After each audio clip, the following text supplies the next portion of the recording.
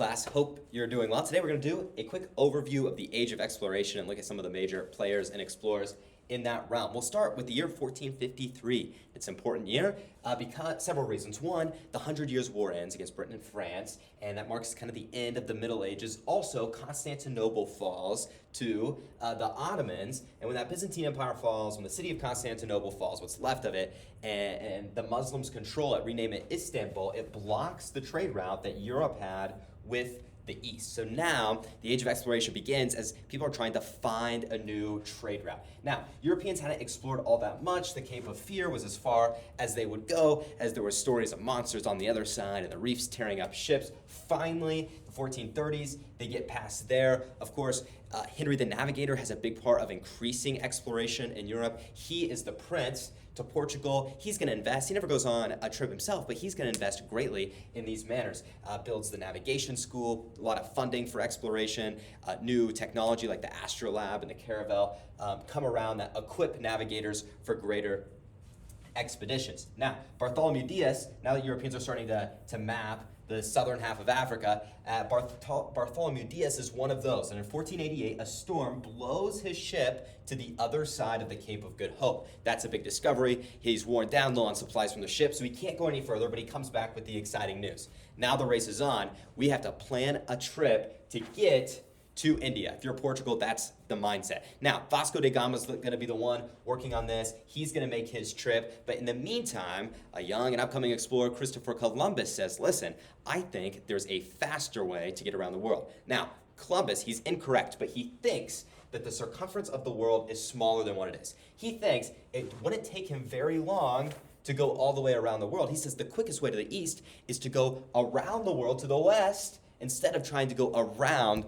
the Horn, all the way around Africa. So he tells Portugal, he tells England, he tells the Dutch, he gives everybody this idea. Nobody takes him seriously. They say, listen, Columbus, we don't have a ship that can go all the way. If this was all ocean, we don't have a ship that can go all the way around the world. They've done the math. They know the circumference of the earth, and they don't believe Columbus's claims. Well, the king and queen of Spain say, you know what, let's give it a shot. They're a new country, and they're going to roll the dice, and they get lucky because Columbus is so wrong that he's actually right as he travels the west, and he takes the Nina, the Pinta, and the Santa Maria, 1492. And that fall, he lands there in the Bahamas. He lands, and he reaches the New World.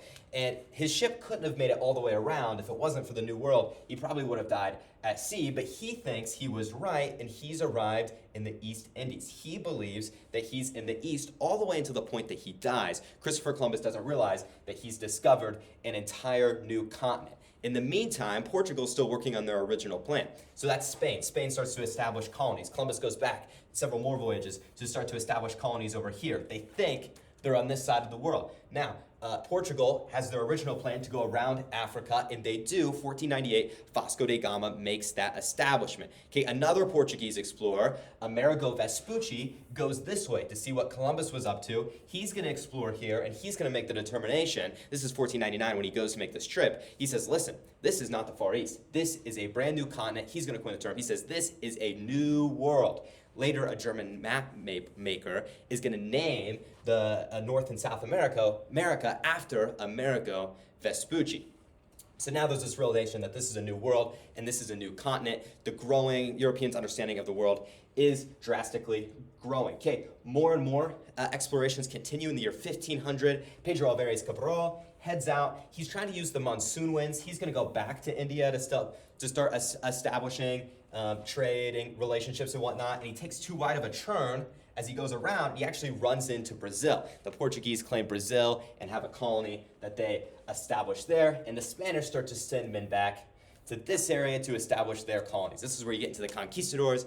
Guys like Cortez comes and conquers the Aztecs. Pizarro is going to conquer the Inca. Other conquistadors continue to explore. Balboa, seeing the Pacific Ocean, and De Soto up into the Mississippi River. Coronado up into modern-day Kansas. He's looking for El Dorado, the seven cities of gold. Juan Ponce de Leon, he's going So Florida, he discovers Florida looking for the fountain of youth. Okay, the conquistadors are going to expand New Spain very greatly. Portugal is mainly working in the Indian Ocean, but they're competing with the Dutch and the British and other people as well, and their empire. They've got the plantations. Brazil, but it's weakening. Spain is very clearly the big player. Now, as other countries try to jump on board, so the Dutch are trying to catch up, the French and the English, they're trying to play catch up in this exploration, they resort to privateering as a way to try to slow down Spanish trade. As these Spanish galleons are full of Aztec gold or Inca gold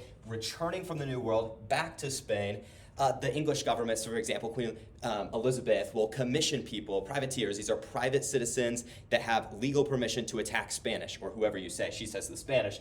These privateers are attacking and raiding Spanish forts. These are people like Sir Walter Raleigh, Sir Francis Drake, who are making great bounds in that area. There's still continuing exploration all the while. Magellan starts from 1519, starts to make his circumnavigation around the globe. He starts off with 5 ships, okay, runs into some mutiny, some storms, okay, as he gets close to South America, cuts through the bottom of South America, right here is called the Strait of Magellan, discovers and claims the Philippines.